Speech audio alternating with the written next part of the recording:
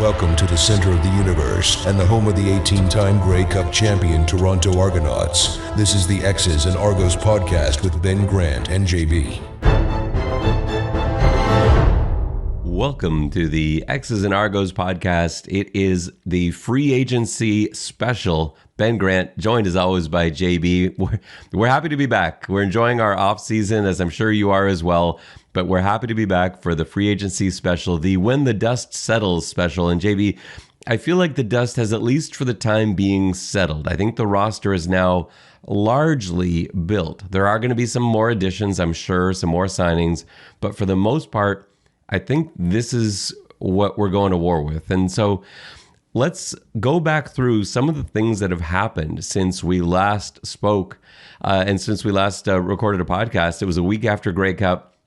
We said on that episode, we warned everybody on that episode and said there are going to be losses because it was inevitable for a couple of reasons. And maybe, JB, before I turn it over to you, I just want to outline why losses had to happen. And the biggest thing in terms of players, at least, is that this was a double cohort of rookie classes and free agent classes. Because of the pandemic, because of that lost season, you had essentially 2 whole years of signings all come up for contract this offseason. And because of the nature of the last 2 years for the Argos, where you had a Grey Cup win and then a historic 16-2 season, all of those guys are going to be in demand. All of those guys are going to be sought after by every other team in the CFL. And so hanging on to everybody, as much as the Argos, I'm sure they would have loved to, there's just no way. It wasn't possible. It was so impossible, in fact, that Saskatchewan, who everyone said all the defensive players are going to go sign in Saskatchewan, they didn't sign a single defensive player. They couldn't, because there just isn't that much money to go around. These guys were costing a lot of money. And you had the Argos front office, who brought in all these guys who were playing on league minimum deals, suddenly getting $150,000, $175,000, $200,000 offers. And there's just no way in a salary cap system to keep all of those guys. And that goes for the coaching staff too. You don't see successful teams get to retain everybody very often. It happened last year, but that was an anomaly. And so we weren't surprised to see Coach Mace go. We weren't surprised to see a lot of Toronto's big names sign elsewhere. But that's just the nature of being a successful team, is it not? Yeah, last year was an embarrassment of riches to have a team. That's why they won so many games. They were incredibly deep, stacked at every position. Players who were going to get huge paydays playing out their contract. It was a team built to dominate and to win the championship, and came up short. And but thankfully, the people in charge are really clever. And it's really, as somebody who cheers for teams in Toronto, where I sometimes question what's happening, I have to say I have a lot of confidence in the personnel group and how they tackled it, because they did not try to hang on and run it back, which was really smart. I agree, and that's the thing. And I hope fans understand this, because it's hard. Like, from a fan perspective, the Argonauts lost probably some of your favorite players, right? You see AJ Ouellette go to Saskatchewan. You see Adarius Pickett go to Ottawa. You see 3-4 guys go down the road to Hamilton. Jamal Peters was a fan favorite. Hendricks was a fan favorite. There's so many guys that people loved, bought jerseys of, that are no longer here, and that part's tough. And I'm not saying that you shouldn't be upset about that. You should. I get that. I totally get that. But from a football perspective, this front office did a phenomenal job, because they outlined the things that they absolutely needed to keep, and they kept those. And we'll get into some of those specifics and how the team will go forward. And at the end of the day, no, this team is not going to be as good as last year's team, but one other team in history was as good as last year's team from a record standpoint. That was a highly unusual group. Like you said, JB, that was not a normal team last year. You could have fielded an entire backup roster for the Argos last year, and they would have made the playoffs and maybe made some noise. But that's the nature of when you have a team like that and the contracts are all up. You may not see another team like that again for a long time. But the Argos kept the most important pieces. All right, JB, let's start with the coaches, because we thought, we weren't sure, because you never know how the cards are going to fall, but we thought there's a pretty good chance that Coach Mace would be heading somewhere. I think you called Saskatchewan actually early. I believe I called it as Mason Pierce was intercepting the ball. The actual moment, I remember that so clearly, because Mason Pierce picked off a pass late in the Toronto at Saskatchewan game, and that basically sealed the win. It was a huge comeback win for the Argonauts that basically knocked the Riders out of the playoffs. And you said at that moment, that play is why Corey Mace is now going to be the head coach of the Saskatchewan Roughriders. And yep. I don't know how differently it goes, but probably, because again, if Saskatchewan wins that game, they make the playoffs. Yeah, if they make the playoffs, they run it back for another year. I really think they do. And it's just one of those sliding doors. I don't know if there is another position immediately available where maybe coach comes back for one more season.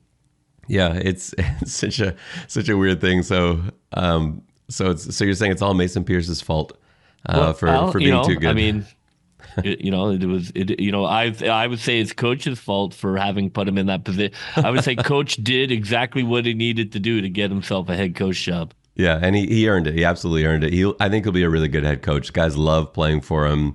He's got a very modern look at the game. The stuff that he did, I'm hoping that the Argos don't abandon that style, because I think it's something that you can repeat. They've got most of their staff in place still, most of their coaching staff in place. So they lose Coach Bell, obviously, but what I took away from Mace's defense, which I think they're going to love watching in Saskatchewan, was the idea of pressure coming out of absolutely anywhere. Like, you never knew when it was going to come. You didn't know where it was going to come from. They were so good at disguising it.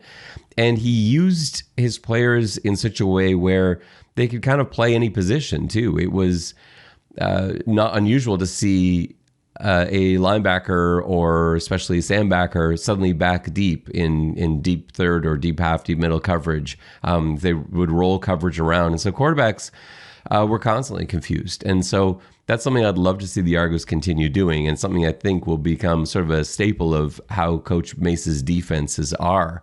And to help him with that, having Coach Bell is also huge for them, but a loss for the Toronto Argonauts. Coach Bell he's got to be one of your favorite coaches to watch, certainly at practice, if not during games too. Yeah, no, I love his energy, and I love the the electricity and the juice, and the way the way he prepares the secondary and the way the secondary fly around the field. I think all of that energy is what was an identity for the Argos. What will be challenging is coming up with a new identity, and it can be really difficult to come in and try and do something very different when the guys who were there had success with the previous defensive philosophy. So that's not an easy transition. I mean, that's one to keep an eye on. I think coming in as a coach, depending on how much you're looking to come up with new things, it can be really, it can be hard to get people to buy into a new philosophy when they know the old philosophy worked.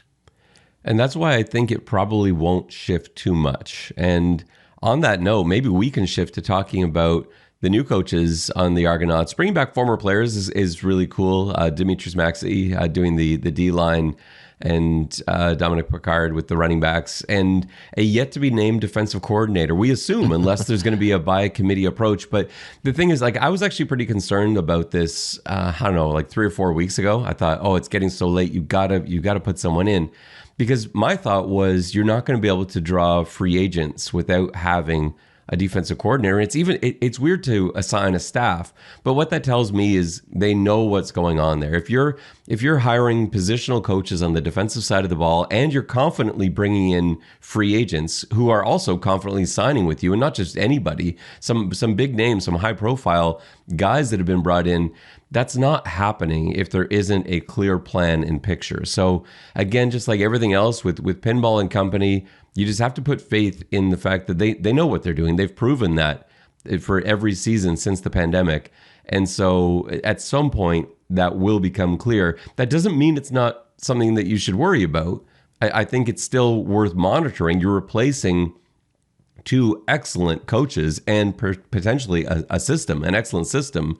And so that does need to be monitored, but I wouldn't say that I have serious concerns about it at all. I'm not that far down the road.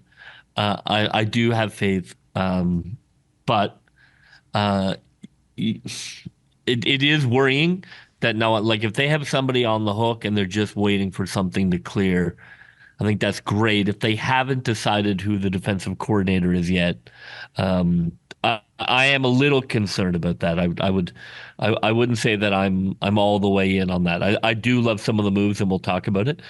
But if there's an area that I'm concerned about, it is the current absence of an Argos defensive coordinator. And I get that, but like you sort of said, you weren't sure if they'd made a decision on that. I'm sure they have. Like, I just don't think there's any way they haven't known. Like, for the last couple of months, they're like, oh, I don't know. I just don't see that being. They haven't operated like that at all. It's always been with confidence, with certainty. And so I can only assume that the delay in an announcement has a reason. And so at some point that'll become clear. I don't know what that might be. But it's really not something I'm worried about anymore. I think, again, like these players aren't signing if there's not a plan. They're not coming to Toronto if there's not a plan. Bill Belichick still doesn't have a job. I know. I don't think that's the plan. And I'm not even. I don't even know that. I don't think I want any part of that circus with Bill Belichick. But no, I don't think that's what's happening. Right. I know there have been a lot of theories, and I think the best thing is let's just wait it out. And soon, I'm sure all will be revealed. JB, I think the three most important things in building a CFL team, a successful CFL team, are the three things that the Argos clearly prioritize this offseason. And that is quarterback, offensive line, Canadian talent. Like, for me, you look at that Grey Cup team, you look at last year's team. Yes, there were certainly stars that didn't fit into those categories. Adarius Pickett was a star. There's no question. You have stars that are receivers, Coxie, Daniels making big plays, winning games, AJ Ouellette being a star. No question, they are. But those aren't the guys that consistently win for you in the CFL. It comes down to quarterbacks, O-line, and your Canadian depth, your Canadian talent. And so when you look at the guys that they were really quick to act on, it's those guys. So going all the way back to September, they lock up Chad Kelly. He signs an extension through, I think he's through the end of 2026. And then every single member of the O-line was either brought back or extended. So they signed Cage to a 1-year extension. And then they signed Hunter to a 3-year extension or 2-year extension. They bring back Allen Hunter's 3 years, Allen's 2 years. Nicastro's back for 3 years. Sirocco signs for 3 years. They bring back the entire line. This was without question the best offensive line in the CFL last year. They had like half the number of sacks allowed by the next best team.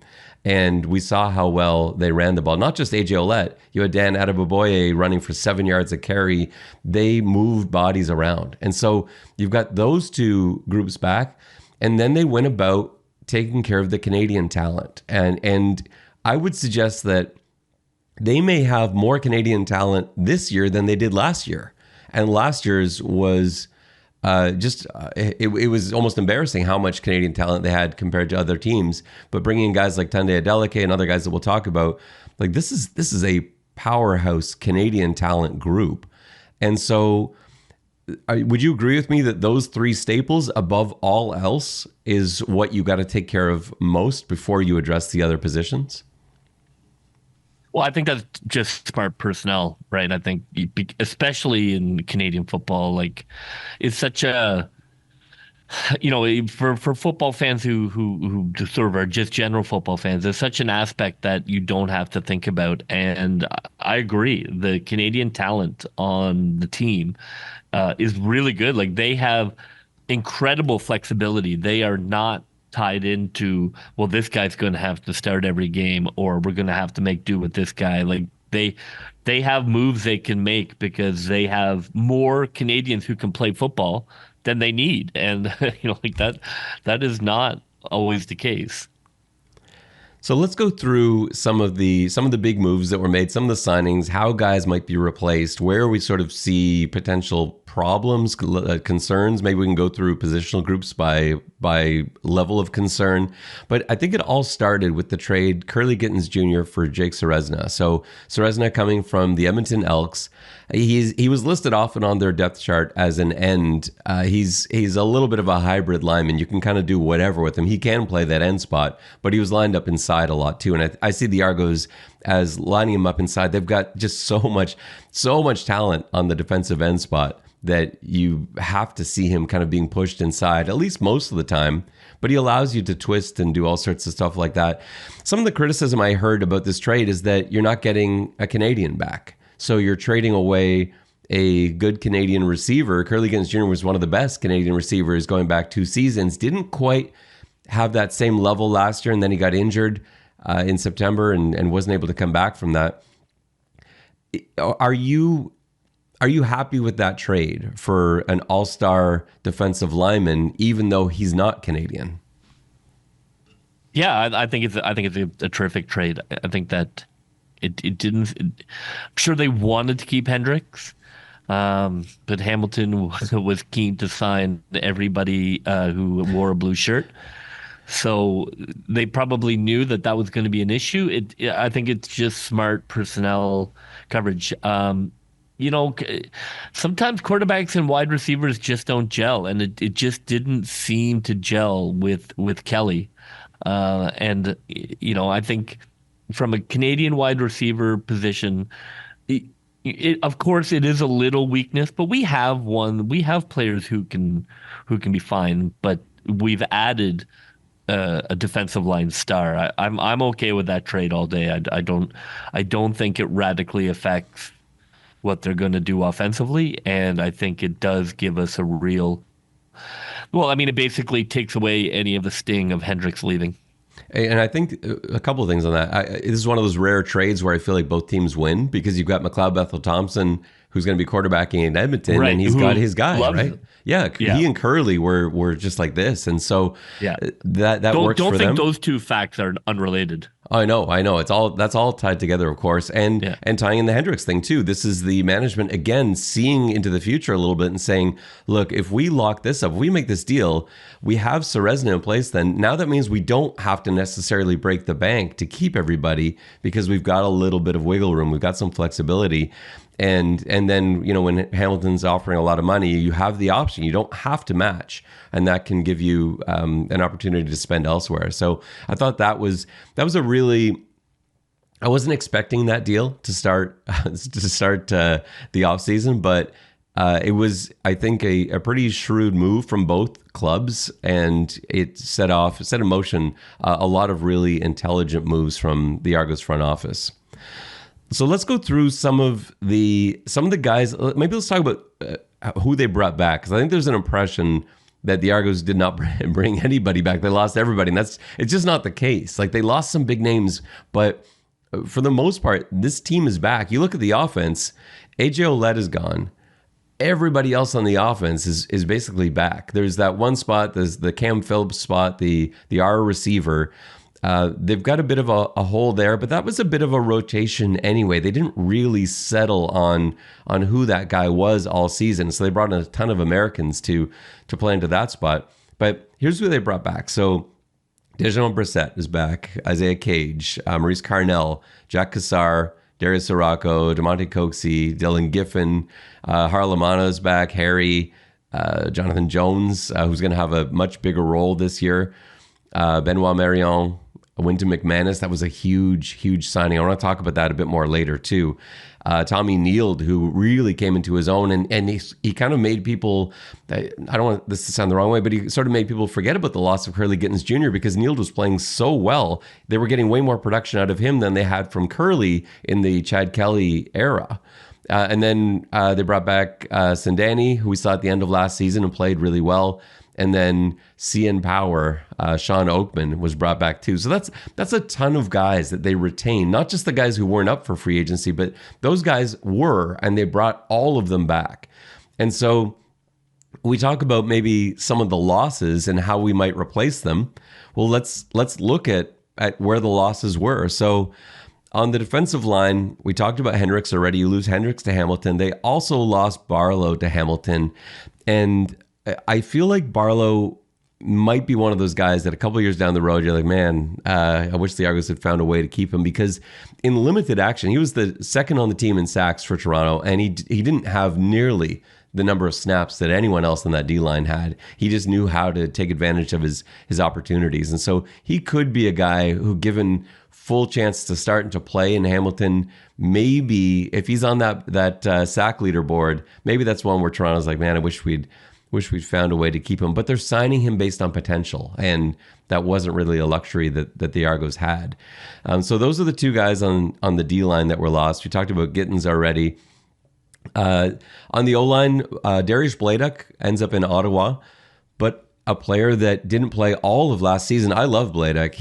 Bladuk is an excellent lineman, an excellent guard, pretty flexible too. He can play around on that line. He could play some center for you in a pinch. He can play left side, right side.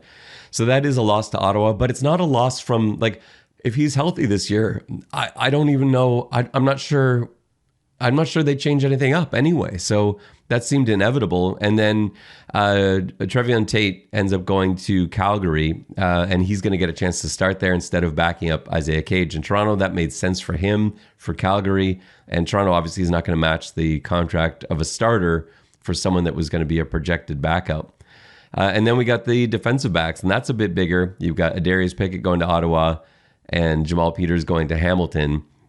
And then it's AJ Ouellette to Saskatchewan, Javon Leake to Edmonton, and Boris Beatty to Edmonton as well. The Elks and the Ticats taking a few guys. So on that list, JB, who are the guys that are most difficult to replace of the guys that were lost? Yeah, I mean, we talked about it in our final pod. I think, to me, Pickett was the only one that I was disappointed that they couldn't find a way to bring back, although obviously that's a big ticket item, and probably you had to choose between him and McManus. But just on a gut level, losing Pickett was huge because of how flexible and what he brought to that defense, and really how he was the defensive player of the year. So that's a huge loss. There's no two ways about it. The defense will not be as fast or as flexible as it was. You're gonna take a hit there. So but then I know that. But if I had to choose, I would have taken McManus. So it would. So I do agree with the call. I'm just more. It's more sports radio mad than logical mad. Yeah, and I feel that too. It's the same thing. Like you could only afford one of the two, and I just think, McManus and the stuff that he's been able to do, it's almost a coin flip though for me. But yeah, I love McManus, and I think that's probably slightly more difficult to get, because what McManus brings you is linebacker flexibility. He's always listed as the will, but he's not really a will. Like, he played a lot of Mac last year, and they moved him all around the field. So sometimes he was at that will spot. But when they had Jordan Williams and they had all that moving around, Jordan Williams, another guy that was, of course, lost, although that was a trade. That was an early trade. But they were able to move McManus wherever. And so I kind of am thinking of him as the middle linebacker, even though I think he's going to be listed all season long as the will backer. I think you're going to see him line up in the middle a lot, because I think Jones probably is better suited to being a Will, but I think they'll keep it like that on the depth chart where you have McManus playing Will and you have Jones probably listed as the Mac. What do you think when I look at the depth chart? If I had a position of concern, it's the wide receiver. What? How do you feel about the wide receiver group heading into the season? Yeah, I don't know. And so, like, I've been fiddling around with the depth chart, and I'm not 100% happy with it. But I'll bring it up on the screen there. If you're watching on YouTube, you can see it, and I'll make sure that it's out on our social media accounts, so you can bring it up to accompany you in the podcast if you want to take a look at this depth chart and what we're looking at.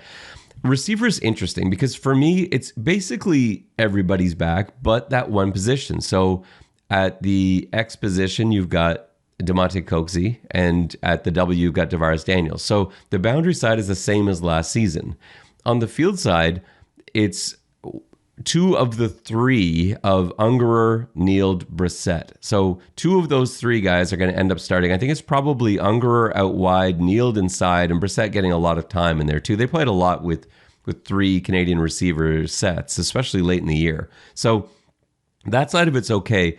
That one position, the R receiver, that's where there is a blank because that was kind of Cam Phillips' spot, and he hasn't been brought back. Now, he could be. He's still a free agent. But they've brought a ton of Americans, and essentially you have like a double-digit number of American receivers who really are all competing for that one free spot. And there's some real talent in there. Jeff Badette from XFL fame was doing some amazing things south of the border. He's a really talented receiver. Bird coming in is also really exciting. Not BJ Bird. We've got multiple Birds now on the team.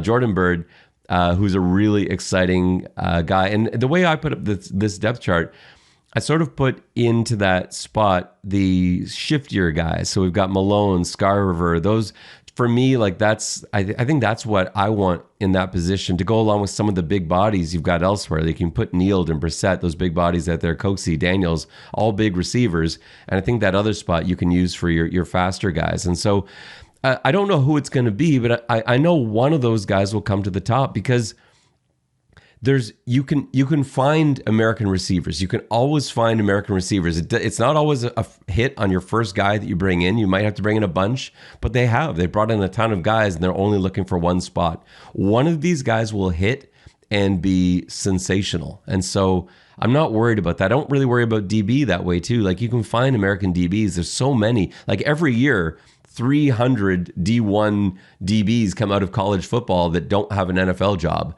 And the same can be said for receivers. They're all over the place. So it's just about bringing in the right ones that are going to work with your system, that are willing to go through the grind and everything else. And once the dust settles, I think you'll find one of those guys has set himself apart from everybody else. So I'm not worried about the receiver position. What about you? When you look at this, like where are your concerns? I mean, defensive back is thin. I think the starters are great. I think it drops off. We had such luxury last year. So hopefully we can see a couple guys in camp kind of really step up. Because it's going to be tough to make it all the way through the season with the starting defensive backs. So I think they are in trouble once you get past the starters. Defensive line, I think, looks terrific. Yeah. Linebacker is thin as well. I think DB and linebacker, those were the two hits they took in the offseason in depth, where the starters are good. I mean, if you roll those guys out, I'm really happy with this team. I think this is a very, very good team, but I think it goes from being a very good team to not that good a team in a hurry. Yeah, DB's the one place, like my depth chart that you're looking at here, I'm not that confident with the DBs. I actually wrestled with this. I had like 7 different versions of this because in my mind, McFadden is going to start at one of the corner spots. I'm not sure if they're confident in him as the boundary corner, if they want him on the field side. And I didn't really have an answer at the other corner spot. I put Maurice Carnell there because I know he can play corner. I'm not sure that's what they're going to end up doing. I know like Mason Pierce can play corner. That's what he played at Colorado School of Mines. He's very good there, very fast. But the thing that I struggled with is I feel like you've got three guys that need to be on the field, and I couldn't really find a way to put them all on the field. And so that's Royce Metchie, who's returning safety, excellent safety. Quincy Moget, who is coming over from BC, also an excellent safety, can play the Sam spot, but so can Metchie. And then Tunde Adeleke, a guy that they brought in from Hamilton, another DB I love. And, you know, he actually can play that halfback spot. He played a little bit of that at Carleton, but I didn't love what he did as a halfback when he was put in that position last year in Hamilton. He also can play Sam if need be. So you kind of got those three guys, and I didn't really know what to do with them, and I didn't really want them at that halfback spot. So what I ended up settling on is, look, in first down situations, you got your four-man line. You go with your regular 5 DB set, or 6 if you're including Sam. And then on second and long, like the Argos did so much last year, what you can do when you've got guys like Oakman and Serezna in the middle, you can send 3, you can rush 3, you bring in an extra DB instead, and that's where Adeleke is now getting on the field. And so you have Adeleke, Meche, Moget on the field all together, doing their thing. And so to me, that's probably the way I'd handle it. And then you've still got Pierce, who was awesome last year, and Amos, who is also outstanding. So I'm not really worried about it. I just don't know what to do with it yet. And I think once we get to camp, we'll see what the plan is, because I'm sure they have some ideas as to what exactly they want to do on the field with this group. Yeah, it's not as good as last year, but it's not a problem. I think it'll be really interesting to see. It's going to be like as a team, it'll be different, right? I don't think it's quite going to be the lockdown that Chad was given in his first year. So I think that's going to be a little bit different pressure on him, because I don't think it's not as good a team. I mean, I think that's a pretty objective argument. So it won't be, we'll take 6 or 7 shots at it, because we'll keep them at 0 until we get the engine going. So that's an interesting component too, I think, for Chad heading into this year. And just look at the linebacker spot, is because you pointed out is a bit thin. Actually, I'm not sure. Like Millie Clements, I think from Winnipeg is okay. So I don't really worry about him starting.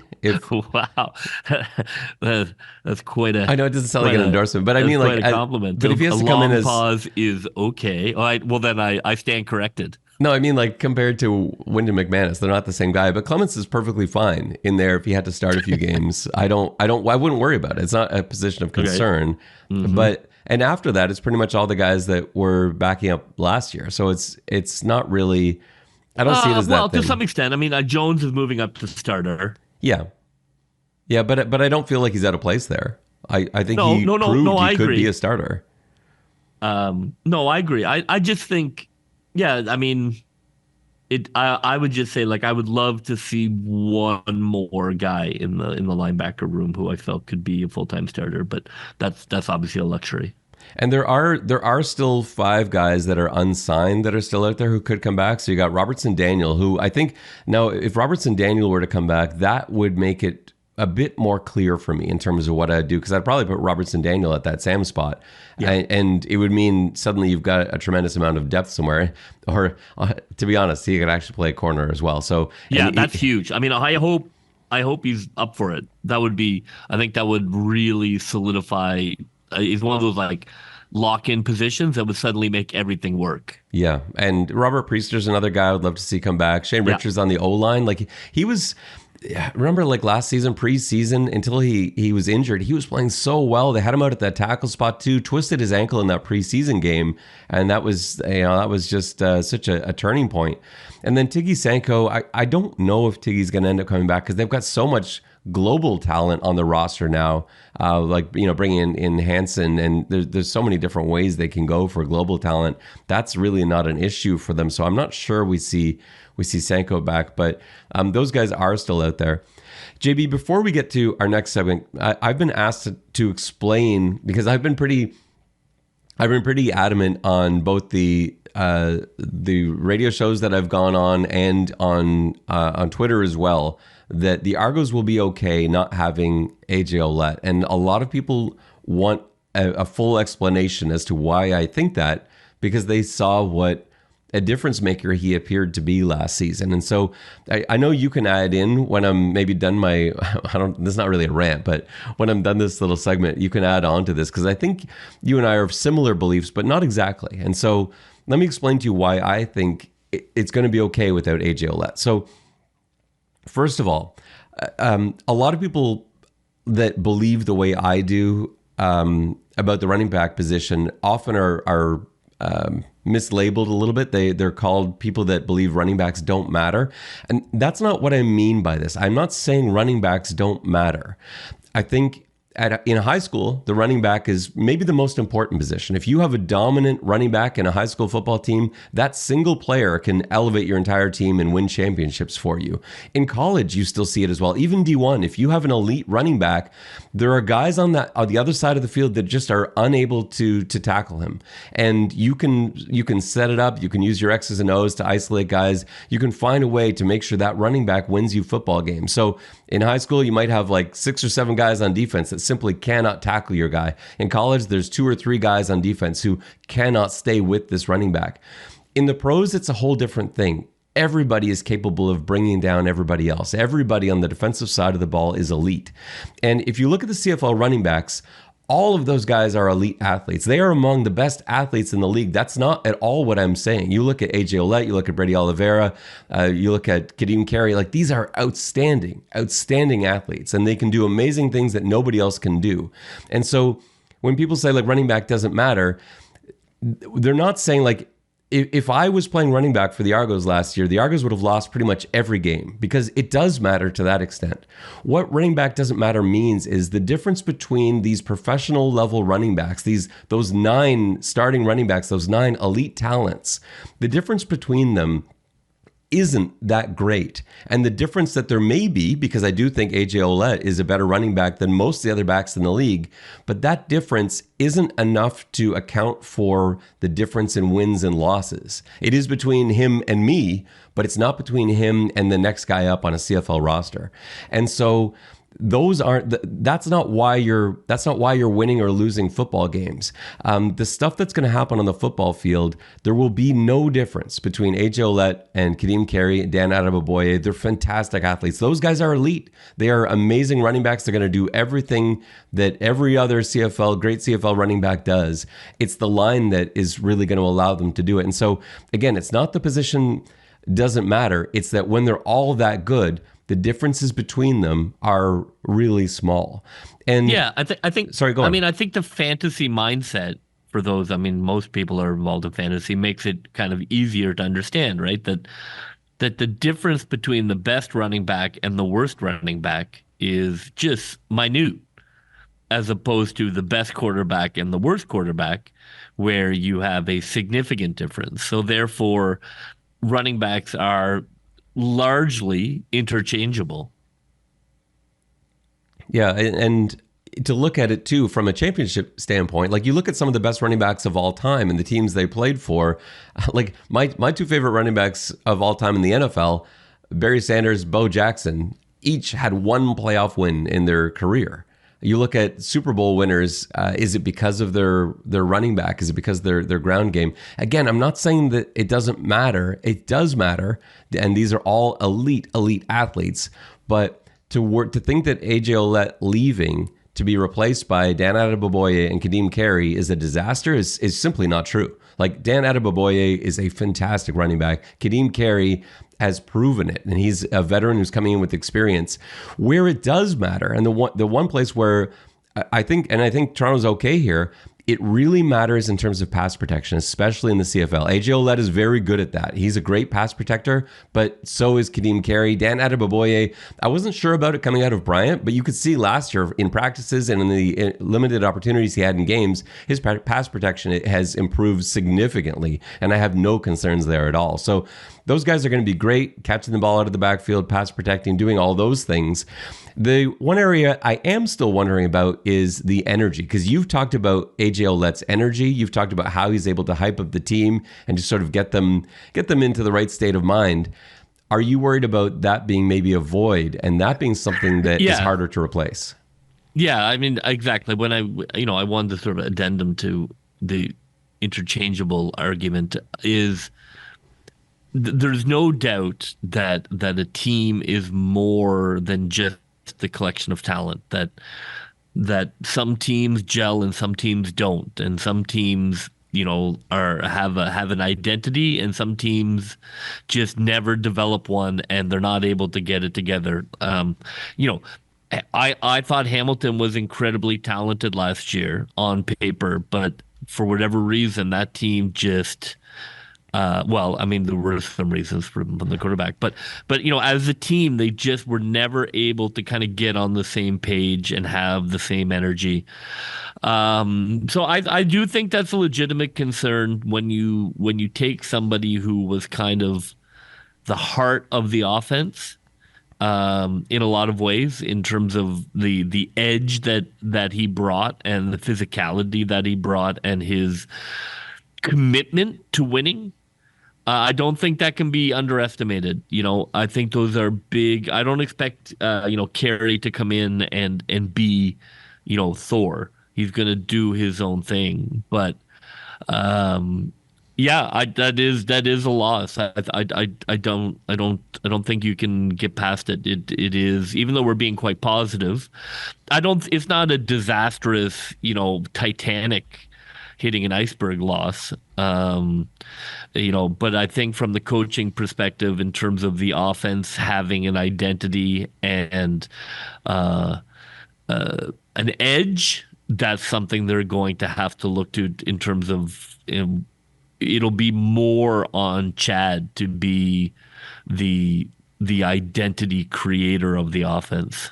Yeah, and that's where I was going to go, is that this is Chad Kelly's opportunity to now step up. He was a good leader last year, but now this is like, he's the guy on offense. It is now his team, 100%. Yeah, and so and I think he's poised to do that. Like, he has shown great leadership, not only here, but that's never something that he had issues with in terms of rallying the troops and getting guys inspired to play. He's great at that, and so I do expect him to take a step up, especially with AJ not in the room, because that's his role. That's his job as the quarterback now. He's the king, and he's going to run that offense and be the face of it, be the face of the team, and so that leadership void has to be filled by Chad Kelly, and I expect that's not going to be a problem for him. No. Well, I mean, are we having the Chad Kelly conversation now, or? Well, I don't think there's much to. I don't know if there's much to talk about with him. Like, he's committed. He's well, here. I think well, I mean, are you talking about the East Final? Yeah, I mean, I would still like to talk about the house that burned down that I used to live in. Yeah. Well, again, to me, like, I'm kind of putting that in the past. Because it's an anomaly. It just stood out. Like, it was weird. That happens though. Like, you've coached in games where you had no business losing to X team, or sometimes no business winning against X team, and just somehow everything went wrong for them and right for you. And there are games like that. And to me, I just chalked it up to, it was just one of those weird things where you just had this powerhouse team, and for whatever reason, the offense just could not do a single thing they'd done all year.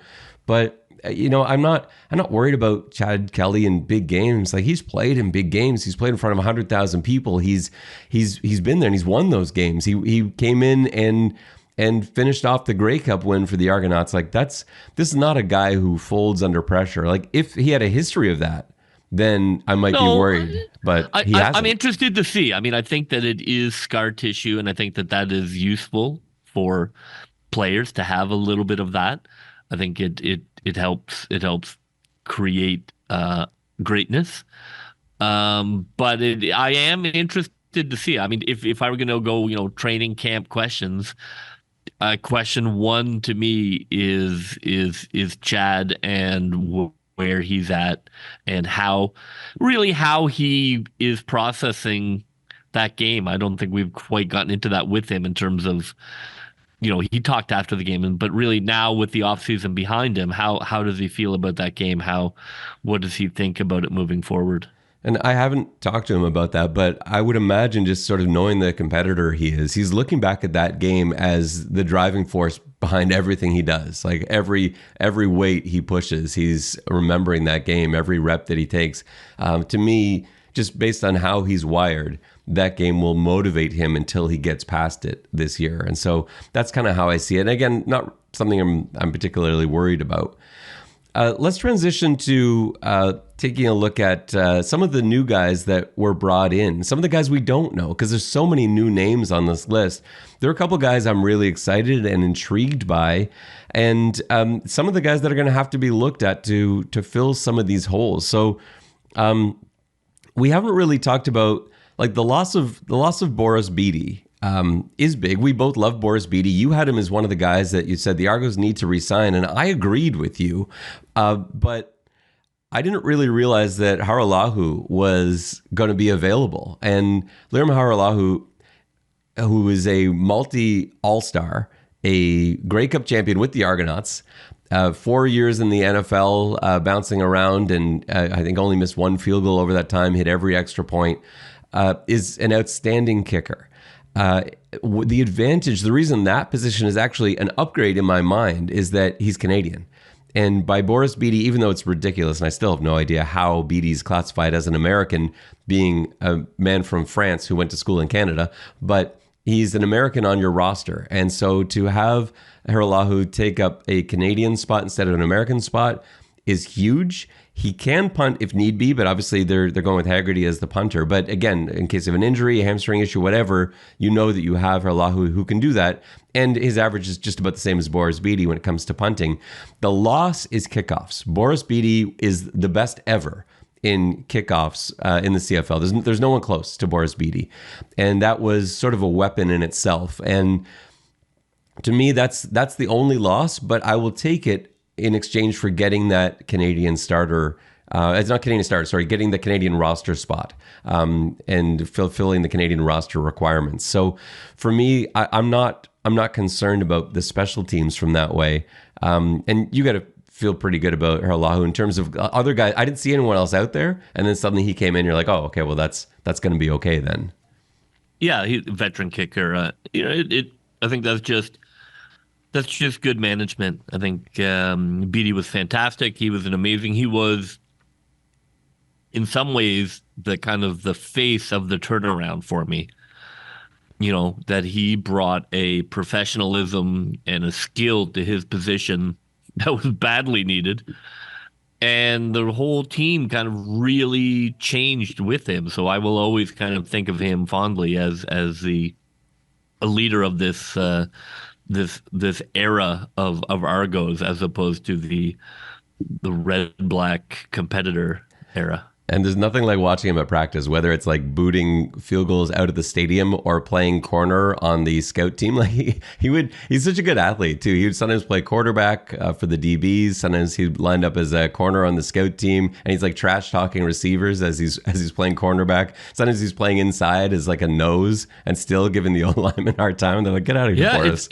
Again, it's that kind of intangible that you lose that you hope can be replaced, but that's part of the alchemy of it all, that, you know, sometimes you can't. So, you know, that's where, even though I'm being very positive about the offseason, you know, that there is an aspect of it of, you know, when you lose these personalities who sort of make the identity of your team, that's not without concern. And Javon Leake going, I know a lot of people were concerned about that. Javon Leake's an excellent returner. There's no question. But to me, and I think you probably are on the same boat, especially having done a lot more special teams coaching than I have, I believe the return game is far more about the return team than it is about the individual returner. Now, the individual returner still is responsible for it, still gives that return team the confidence to go out there and feel like we're going to bring this back for a touchdown. And it does help them psychologically and getting their blocks. And they feel like, man, I've got Leak back there. I better make my block here.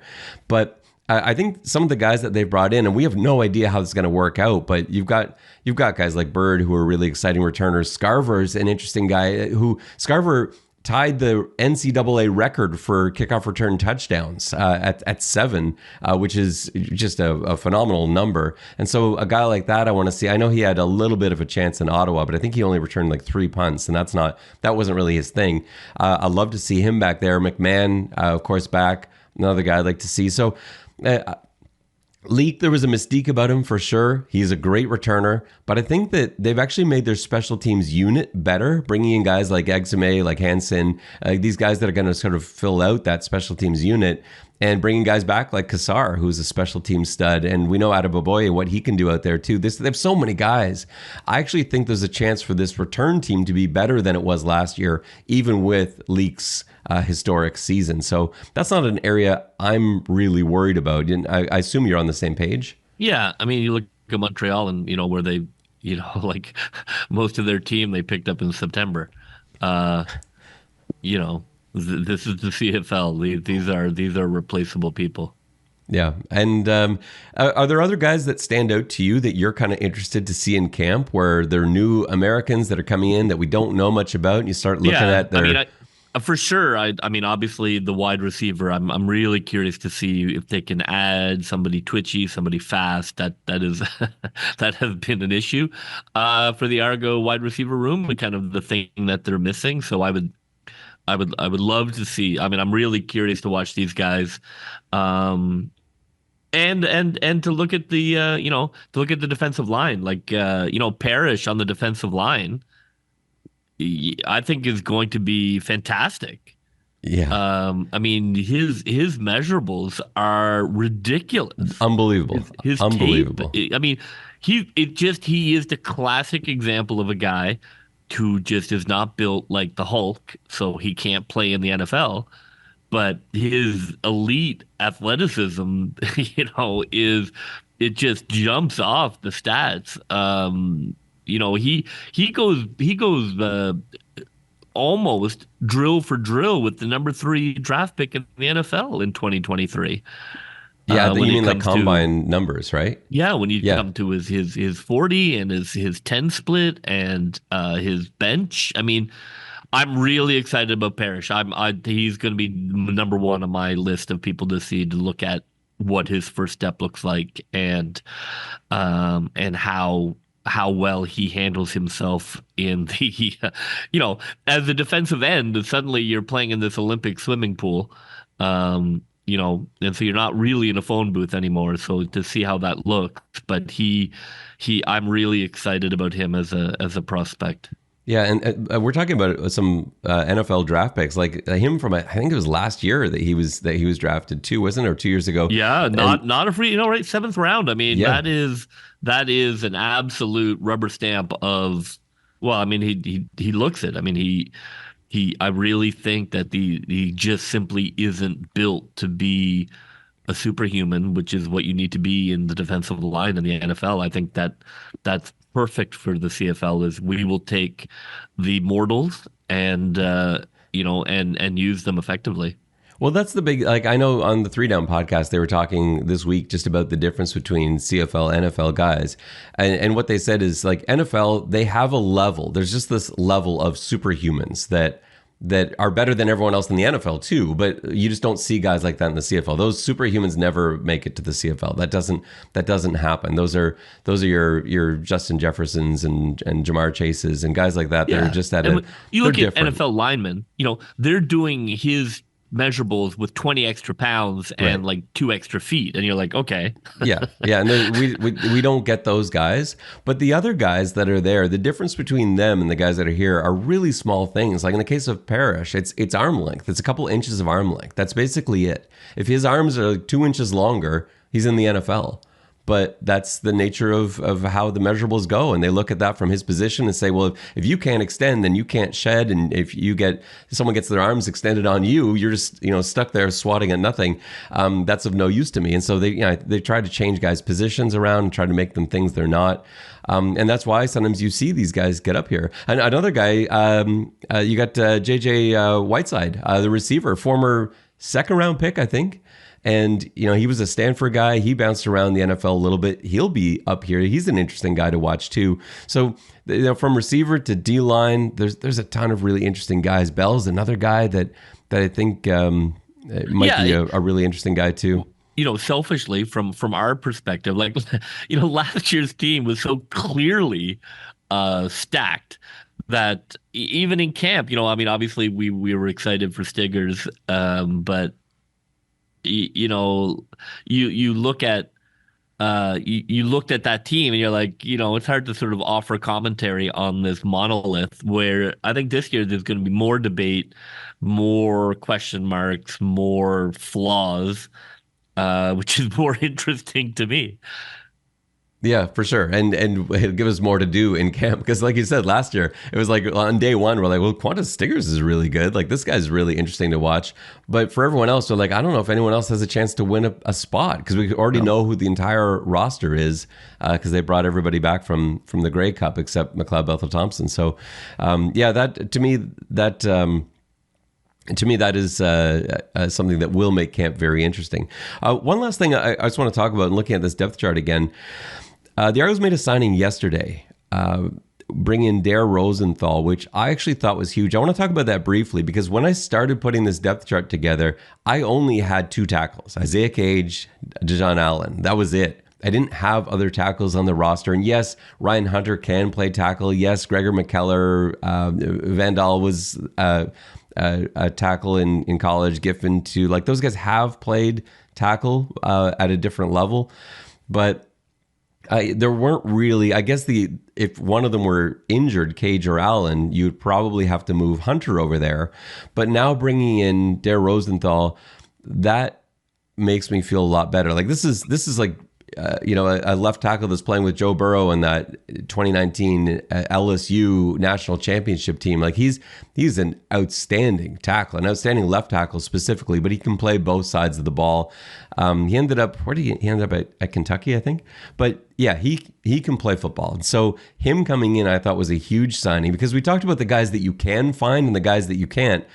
Tackles, that's a position you can't find. You can't find quarterbacks. You can't find tackles. And so when you do find one of those guys, you hang on to them. You sign them for as long as you can. And Rosenthal is one of those guys that he's going to take a little bit of time to get up to speed. And you never know with these guys. Sometimes that extra yard in the neutral zone does sort of weird you out, and it changes you enough that you have trouble adjusting. But assuming he's okay with that, I expect him to be a completely capable backup to Cage and Allen, and maybe at some point even threaten, and maybe some point really push Isaiah Cage at that left tackle spot. And I think having a competitive roster at a position like that, I don't think that's a bad idea either. So Rosenthal is one of those guys on my list that I'm really interested in taking a look at too. Anyone else stand out to you that you're like, yeah, I can't wait to see this guy in camp, or you feel pretty good with the collection that they've got?